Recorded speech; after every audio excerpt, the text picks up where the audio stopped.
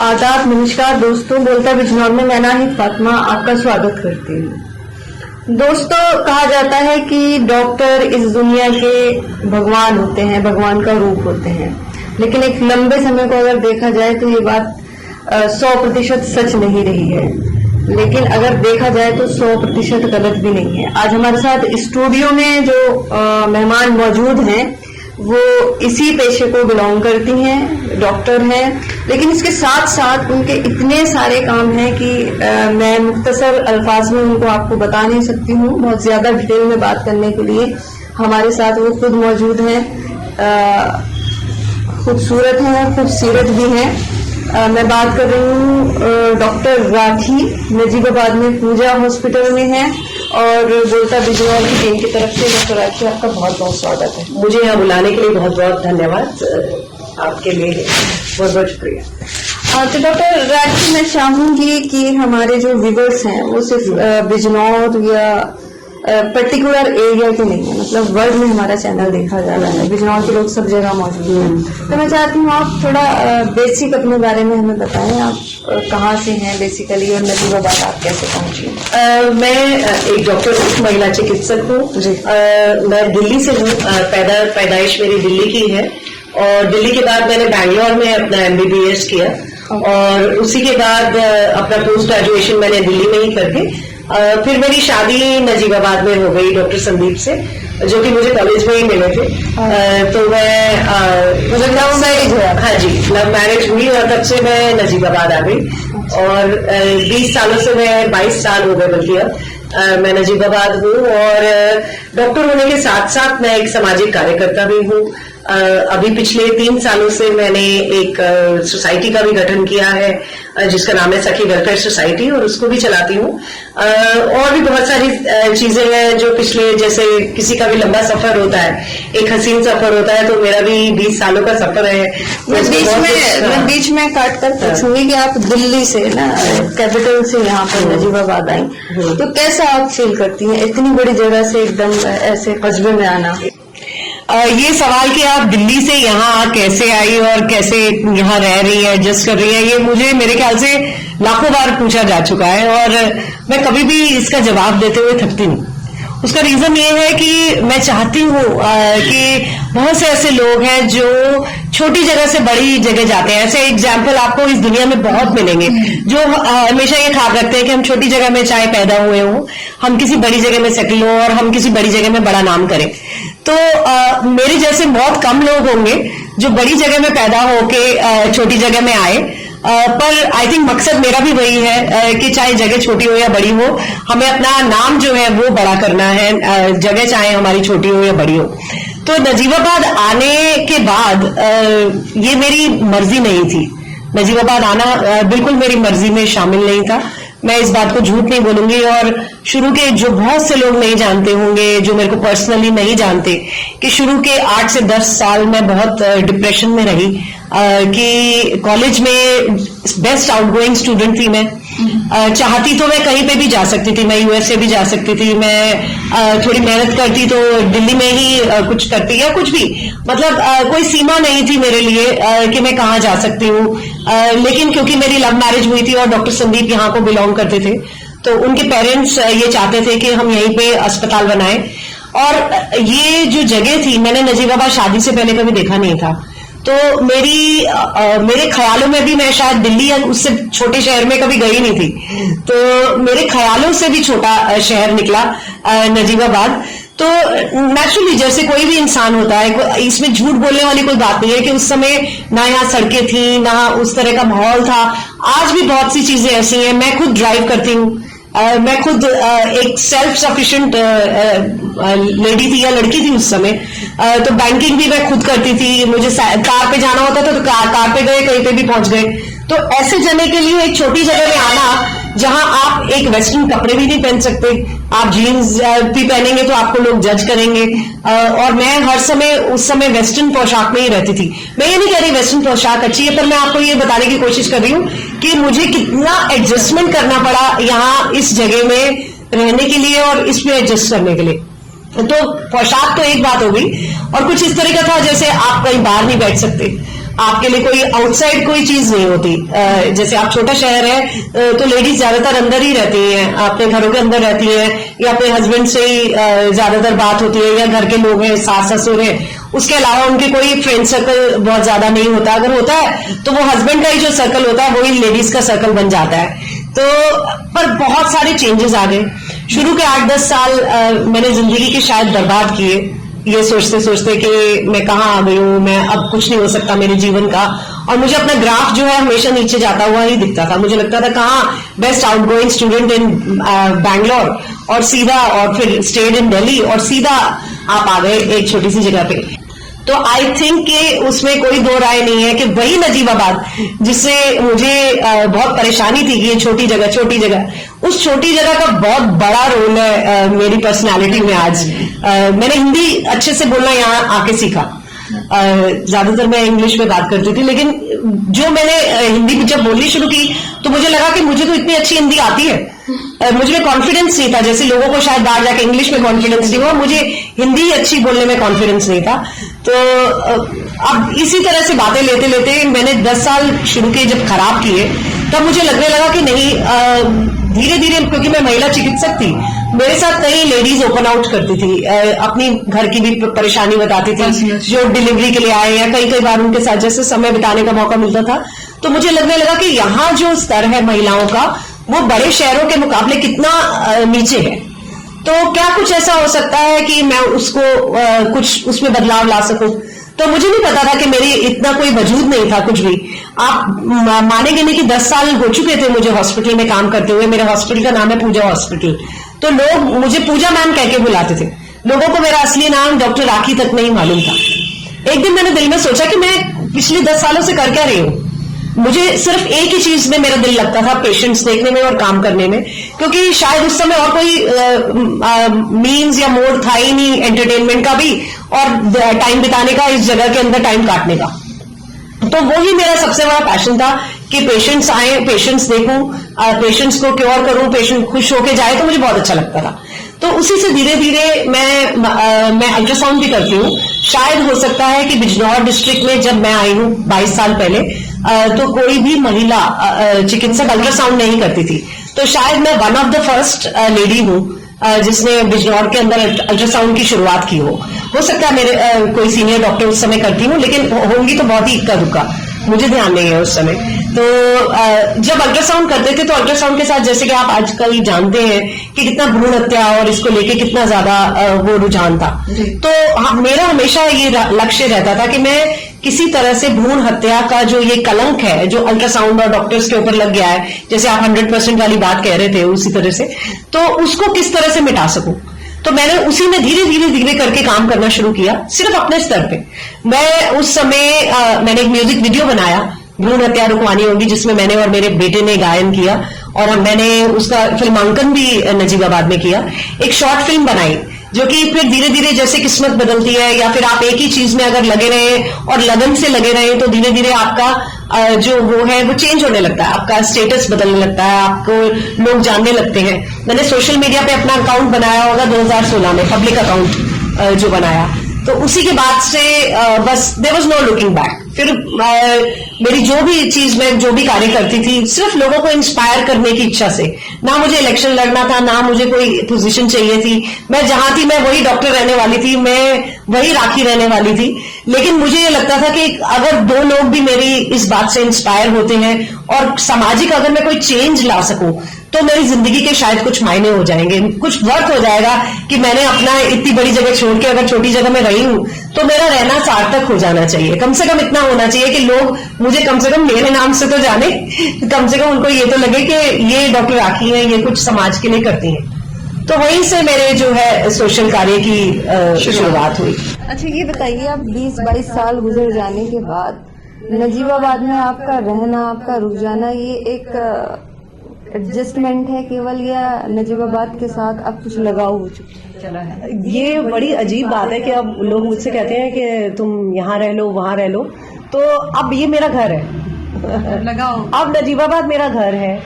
यहाँ मेरा काम है, यहाँ मेरी पहचान है। शायद हो सकता था कि मैं अपनी पहचान दिल्ली में भी बना लेती, अगर कोई सक्षम है तो वो अपनी पहचान कहीं भी बना देता है, लेकिन अब ये मेरा घर है और अब मेरा यहाँ दिल लगता है। जब मैंने सबसे बड़ी चीज जो मेरे को यहाँ रोके हुए है, बीच में ऐसा टाइम आया था कि 8-10 साल के बाद मैं यहाँ से चली गई थी। मैं दिल्ली जाके रहने लगी अपने बच्चों के साथ और मुझे लगा उनकी एजुकेशन अब वहीं करेंगे, अब वापस नहीं आऊंगी यहाँ पे। तो इतनी शायद मुझे घृणा थी यहाँ रहने से उस समय। तो वापस आने का कारण क्या था, आप बिलीव नहीं करोगे, मेरी आज भी आंखों में आंसू आ जाते हैं कि मेरे पेशेंट्स ने मुझे कहा कि मैम आप चले गए हो, अब यहाँ तो हमें आपको ही दिखाना है। मेरे पेशेंट्स कई बार दिल्ली तक आ जाते थे मुझे दिखाने के लिए। अच्छा। तो मुझे ये लगा कि इतनी छोटी सी जगह से मुझे इतना सारा प्यार मिल रहा है, यहाँ क्या रखा है दिल्ली में? मतलब यहाँ मेरे पेरेंट्स हैं, मेरे एक रिश्तेदार हैं, लेकिन यहाँ क्या रखा है? वहां कुछ तो मैंने किया होगा 8 साल में 10 साल में जो मेरे को इतना प्यार मिल रहा है वहां से। तो आई थिंक मेरे वापस आने का कारण तो बिल्कुल मेरे पेशेंट्स थे, और मेरी फैमिली भी थोड़ी अपार्ट हो रही थी तो उससे भी मुझे लगा, लेकिन यकीनन मुझे ये था कि यहाँ मेरी नीड है। आप गायनिकोलॉजिस्ट हैं और एक डॉक्टर की अपनी बहुत सारी जिम्मेदारी और एक बड़ा सर्विस एरिया होता है, उसके साथ साथ आप सोशल वर्क में भी आ गए, तो इसकी क्या वजह है कि आप सोशल वर्क में भी एक्टिव हैं? आपकी सोसाइटी भी है सखी, आपने बताया। जो सोसाइटी का कारण है वो तो यही है कि जब मैं यहाँ वापस आई थी, और डॉक्टर तो मैं शुरू से ही थी यहाँ पे, लेकिन मुझे लगता था कि लोग इस डॉक्टर का नाम तक नहीं जानते, इससे इलाज कराते, इससे खुश भी हैं, लेकिन इसका नाम तक नहीं जानते। तो मैंने महिलाओं के साथ जुड़ना शुरू किया और उनकी मदद करने के लिए, और जैसे कि मैंने आपको बताया, क्योंकि मैं अल्ट्रासाउंड करती थी तो मैं भ्रूण हत्या के क्षेत्र में बहुत कुछ करना चाहती थी, कि जिससे भ्रूण हत्या जो है, मुझे ये इतना बड़ा कलंक है, और मुझे हमेशा लगता था कि किसी तरह हम लोग जो डॉक्टर्स पे भी इल्जाम लगता है, या कोई लोग भी होते हैं जो इस तरह के जो भ्रूण हत्या के से जुड़े रहते हैं, तो उसको किसी तरह मैं ऐसी अवेयरनेस लाऊं जिससे लोग ये सब करना बंद कर दें। ये मुझे बहुत ही बड़ा पाप लगता था, क्योंकि मैं शुरू से शक्ति की पुजारन हूं, तो मुझे लगता था कि ये बेटियों को जो मारना है ना, ये मेरे से बस हजम नहीं होता था। तो इसी के खिलाफ मैं कुछ करने के लिए मैंने हमेशा अपना कदम बढ़ाया, और धीरे धीरे करके, जैसे मैंने बताया, एक म्यूजिक वीडियो बनाया, एक शॉर्ट फिल्म बनाई, और बहुत सारे हम अवेयरनेस प्रोग्राम कर चुकी हूँ मैं जिला बिजनौर में। कभी कभी मुझे खुद भी हैरानी होती है कि डॉक्टरी के साथ साथ पता नहीं कहाँ से इतना टाइम निकलता है, पर मुझे लगता है जब आपके अंदर पैशन होता है ना, और टाइम मैनेजमेंट आप कर लेते हैं, तो टाइम कभी भी कोई दिक्कत नहीं होती। अगर आप दिल से कोई चीज करना चाहते हैं तो समय कभी बाधक नहीं बनता। अच्छा, महिलाओं के लिए आपका जो सारा रुझान है वो महिलाओं पर है, तो महिलाओं के लिए आपने क्या काम किया, कुछ खास? जैसे मैंने ये बताया, भ्रूण हत्या के ऊपर हम कई सारे वो कर चुके हैं अवेयरनेस प्रोग्राम्स, जिसमें हजारों लोगों की संख्या में, चाहे वो लायंस क्लब से हो, प्रशासन की तरफ से हो, मैं हजारों प्रोग्राम्स ऐसे कर चुकी हूँ, जिसमें हमने भ्रूण हत्या के खिलाफ पावर पॉइंट प्रेजेंटेशन बना के, आज मैं अपनी एक सोसाइटी चलाती हूँ जिसका नाम है सखी वेलफेयर सोसाइटी। और मैंने एक चीज सोची कि ये जितने भी कुकर्म है जो भी महिलाओं के साथ है, ये सिर्फ इसलिए क्योंकि महिलाएं ज्यादातर आत्मनिर्भर नहीं है। तो वन एंड ओनली चीज मेरे दिमाग में ये रही कि मैं बहुत कुछ तो नहीं कर सकती, लेकिन मैं अगर महिलाओं को आत्मनिर्भर बनाना शुरू करूं, चाहे मैं 10 महिलाओं को आत्मनिर्भर बनाऊं अपने जीवन काल में, चाहे मैं 100 को बनाऊं, तो आत्मनिर्भर बनाने से उनके साथ हो रही जितनी भी उनके जो प्रॉब्लम्स हैं वो कम होती हैं, या वो एजुकेटेड हो जाए किसी वजह से। जो महिलाएं पढ़ी लिखी होती हैं या आत्मनिर्भर होती हैं, उनके साथ ये परेशानियां कम होती हैं। जैसे जितनी भी दहेज प्रथा है या जो भी इस तरह की परेशानियां, उनके साथ मुझे लगता था कम होती है। तो हमने ट्रेनिंग देनी शुरू की। जैसे सिलाई का स्कूल मैंने बहुत साल पहले खोला था, सिलाई के अंदर ट्रेनिंग देनी शुरू। मैंने एक अपना सैनिटरी पैड यूनिट भी लगाया है, और सखी का एक हाइजीन वॉश भी अब बाजार में आ गया है। सखी वेलफेयर सोसाइटी के नाम से ही हमारे सैनिटरी पैड्स भी जल्दी बाजार में आ जाएंगे। तो जितनी भी आज सखी वेलफेयर सोसाइटी ने 800 लोगों तक को, लड़कियों को ट्रेन कर चुकी है। अच्छा, तो ये एक छोटी उपलब्धि नहीं है। मैंने सोचा नहीं था कि मैं 10 लड़कियों को भी कर पाऊंगी, चाहे वो नर्सिंग के अंदर ट्रेन किया हो या किसी भी चीज के अंदर। मेरा लक्ष्य यही है कि महिलाएं आत्मनिर्भर बने, और आत्मनिर्भरता के लिए चाहे कुछ भी करना पड़े, चाहे उन्हें कोई ट्रेनिंग की जरूरत हो, एजुकेशन की जरूरत हो, तो उसी हिसाब से उनका वो किया जाए। कुछ ये बताइए, इतने सारे काम, आप खुद एक प्रोफेशनल डॉक्टर हैं, उसके बावजूद इतने सारे सोशल वर्क, तो ये डॉक्टर राखी को खुद को बिजी रखने का जरिया है या वाकई में समाज का दर्द है आपके दिल? समाज का तो है ही है, क्योंकि आप 5 साल कर सकते हैं, 10 साल कर सकते हैं, 20 साल नहीं कर सकते। अगर आपके दिल में कोई लॉ नहीं है ना, तो आप दिखावे के लिए अगर कोई चीज करना चाहें तो आप लंबा नहीं चला सकते उसको, और उसका रिजल्ट भी नहीं दिखेगा। उसका रिजल्ट बहुत ऊपरी और बहुत मामूली दिखेगा। आज जो चीज मैं कर रही हूँ, मैं आज नहीं सोचती, मैं सोचती हूँ 10-20 साल के बाद कि मैं अपने बच्चों को दिखाती हूँ कि देखो यहाँ मैंने ये करा। मेरी छोटी छोटी उपलब्धि पे मैं खुद नाज करती हूँ। मुझे नहीं फर्क पड़ता कि कोई उसकी वो करे या ना करे। मुझे कभी कहीं से कोई अवार्ड या पुरस्कार या कोई इस तरह से सम्मानित नहीं किया गया। मैं कभी इस चीज को वो नहीं सोचती, ना मुझे वो चाहिए। मुझे तो ऑलरेडी डेली बेसिस पे जो सम्मान और जो चीज मिल रहा है, मेरी उपलब्धि ही मेरा सबसे बड़ा सम्मान है, गौरव है मेरे लिए। तो जो लोग अपनी उपलब्धि और अपने ही कर्म को अपना गौरव बनाते हैं, उन्हें कभी किसी इस चीज की जरूरत नहीं पड़ती कि दूसरे उसके बारे में क्या सोच रहे हैं। आज मैं ये नहीं सोचती कि दूसरे मेरे बारे में क्या सोच रहे हैं। दिल में लौ होती है तभी आप इतनी आगे बढ़ते हैं, और तभी हाँ ठीक है, और भी कई चीजें हैं कि यहाँ पे टाइम भी पास करना होता है या ये, पर ये टाइम पास नहीं है मेरे लिए। अगर टाइम पास होता, नहीं तब भी नहीं था। अच्छा। अगर टाइम पास ही होता तो शुरू के 10 साल तो मैं बिल्कुल खाली थी। मेरे पेशेंट्स भी कम थे। आज मेरे पास पेशेंट्स भी ज्यादा है, मेरे पास काम भी ज्यादा है, मुझे टाइम मैनेजमेंट करनी पड़ती है, मुझे एक एक पल का वो देखना पड़ता है कि इस वक्त मेरे पास टाइम है, इस वक्त नहीं है। कभी कभी बुरा भी लगता है, अपने घर वालों को भी कम टाइम दे पाती हूँ, कभी कभी बच्चों को भी टाइम कम दे पाती हूँ, पर अब सब समझने लगे हैं। अच्छा, जो 22 साल पहले एक लड़की आई थी नजीबाबाद में, उसने नजीबाबाद देखा था, और आज डॉक्टर राखी जो नजीबाबाद देखती है, तो कितना फर्क महसूस करती है? बहुत फर्क है। आज मैं इतना आजाद और इतना लिबरेटेड महसूस करती हूँ। मुझे नजीबाबाद के लोगों का इतना प्यार मिलता है, चाहे वो मेरे पेशेंट्स के रूप में हो, मेरे फ्रेंड्स के रूप में हो, और इतनी जो मेरी बच्चियां हैं जो मेरे यहाँ काम करती हैं, चाहे वो एनजीओ में आए, गांव से भी आती हैं बच्चियां, तो बहुत स्मार्टली ड्रेस होकर आती हैं, तो और अकेली आती हैं। देखिए उस पे आती हैं जो भी आपका जो हाँ जो जनरल कन्वेंस है उसके ऊपर आती हैं, और तब ऐसा नहीं था।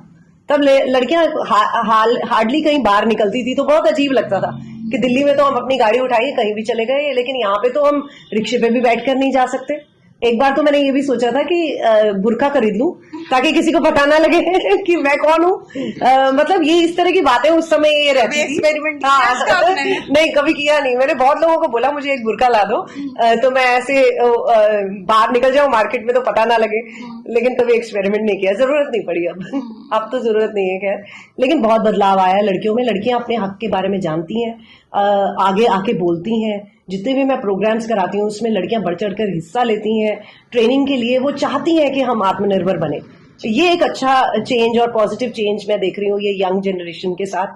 प्लस सोशल मीडिया से यूथ बहुत अट्रैक्ट होता है मेरी तरफ। तो वो अगर वो अट्रैक्शन को मैं इस तरह से यूज करती हूँ कि वो अपने लाइफ में कुछ करें। मुझे उनकी लाइक्स या डिसलाइक्स इसलिए नहीं चाहिए कि मैं अपना सोशल मीडिया प्लेटफॉर्म बहुत अच्छा करना चाहती हूँ। मैं ये चाहती हूँ कि यूथ मेरे से डायरेक्ट होके वो अपनी लाइफ में कुछ करे। ऐसा ना हो कि वो सारी जिंदगी मतलब दूसरों की यही देखते रहें कि इसने क्या किया, उसने क्या किया। इन सब चीजों में ना पढ़कर अपनी लाइफ को कुछ सार्थक बनाएं। चाहे आप छोटा सा भी कोई प्रोफेशन करते हैं तो उसको भी आप बड़ा बना सकते हैं। अब क्या प्रायोरिटीज हैं डॉक्टर राखी? अब मेरी प्रायोरिटी सबसे पहले तो मेरा प्रोफेशन है। मैंने अपने बच्चों से भी ज्यादा ध्यान शायद अपने प्रोफेशन को दिया होगा। ऐसा बहुत लोग सोचते हैं कि मैं टाइम नहीं देती हूँ ज्यादा, लेकिन मैं टाइम बहुत कम देती हूँ, लेकिन मुझे लगता है कि मैं क्वालिटी टाइम दूँ। लेकिन मैं जब वहां होती हूँ तो मैं 100% वहां होती हूँ। जब मेरे पेशेंट्स हैं या कुछ है, वो मेरी फर्स्ट प्रायोरिटी है, हमेशा रहा है। फिर मेरे बच्चे हैं, और फिर ऑब्वियसली सखी वेलफेयर सोसाइटी है, जो मेरे साथ साथ ही जिसका दिल धड़कता है। तो हर कोई भी क्षण अगर मैं खाली बैठी होती हूँ तो उसी के बारे में सोच रही होती हूँ, और उसी के अंदर कैसे उसको ग्रो करना है, कैसे और लोगों को लाभ पहुंचाना है। मेरे हमेशा दिमाग में यही चल रहा होता है, जो कि अभी पता नहीं क्यों चल रहा होता है। लेकिन कभी कभी मैं थक जाती हूँ, मुझे लगता है मैं छुट्टी पे जा रही हूँ, मैं कुछ नहीं सोचूंगी, अब एक हफ्ता कुछ नहीं करूंगी, तो कहीं से कोई और आ जाता है, जैसे आप आ गए कि मैम कुछ इंटरव्यू, तो फिर आप मुझे सारी मेरी सब बातें याद दिला देंगे, तो कुछ ना कुछ इस तरह से। अच्छा, मैं चाहूंगी कि आप महिलाओं के लिए काम कर रही हैं, तो स्पेशली महिलाओं को, लड़कियों को एक मैसेज दें, और जितनी भी आपकी महिलाएं आपकी फैन हैं, आपके पेज को फॉलो कर रही हैं, उनसे आप एक अपील कर दें कि बोलता बिजनौर को वो सब्सक्राइब जरूर कर दें। हाँ, पहले तो सबसे पहले प्लीज बोलता बिजनौर को सब्सक्राइब कर लें, ताकि आप ये पूरा इंटरव्यू अच्छे से देख सकें। और मैसेज महिलाओं के लिए ही नहीं, मेरा तो मैसेज लड़कों के लिए भी जाएगा। हालांकि मैं काम महिलाओं के लिए करती हूँ, पर यूथ जो है बहुत इंपॉर्टेंट है, ये हमारा आने वाला कल है। तो लड़के लड़कियां दोनों के लिए है कि आत्मनिर्भरता खाली महिलाओं के लिए जरूरी नहीं है, लड़कों के लिए भी बहुत जरूरी है। अच्छे संस्कार होने चाहिए लड़कों में, ताकि वो लड़कियों की इज्जत करें। जो हमारे समाज में ये इस तरह की ये छेड़छाड़ और ये सब चीजें हैं, ये कम होनी चाहिए। जो आजकल का यूथ है वो अपने काम और अपने लक्ष्य पे फोकस करे, चाहे वो लड़की हो या चाहे लड़का हो, दोनों आत्मनिर्भर होने की तरफ ध्यान दें। इस देश के लिए बहुत जरूरी है कि जितने भी हमारे युवा हैं वो अपना कंट्रीब्यूशन करें, और अपना कंट्रीब्यूशन अगर आप अपने सेल्फ को अच्छे करने में भी देंगे ना, तो भी आपका कंट्रीब्यूशन देश का कंट्रीब्यूशन होगा। तो इसीलिए मैं ये चाहती हूँ कि कोई खाली ना बैठे, कुछ ना कुछ अपनी लाइफ में अच्छा करें, और अगर आप सक्षम हैं तो दूसरों की मदद करें। तो मेरा हमेशा यही वो रहेगा, आत्मनिर्भरता ही जो है मेरा जो मोटो है और जो मेरा मैसेज है, हमेशा आत्मनिर्भरता से रिलेटेड ही रहेगा। डॉक्टर राखी ने हमारे साथ बात की और उनकी जिंदगी का सारा स्ट्रगल ये बताता है कि इंसान अपनी सोच से छोटा या बड़ा होता है, जगह छोटी या बड़ी होने से कुछ फर्क नहीं पड़ता है, बल्कि ये ज्यादा इम्पोर्टेंट है कि छोटी जगहों पर बड़ी सोच और बड़े काम वाले लोगों की ज्यादा जरूरत है। नजीबाबाद की सेवा डॉक्टर राखी कर रही हैं और नजीबाबाद की तमाम महिलाएं उनसे अपनी दिक्कतों से, न सिर्फ स्वास्थ्य संबंधी दिक्कतों से बल्कि अपनी निजी जिंदगी की दिक्कतों को लेकर भी जुड़ी हुई है। डॉक्टर राखी, आपका बहुत बहुत धन्यवाद, आपने हमें इतना सारा टाइम दिया। अपने इस प्रोग्राम में, इसी श्रृंखला में किसी दूसरे मेहमान के साथ आपसे फिर मिलूंगी, तब तक के लिए जय हिंद।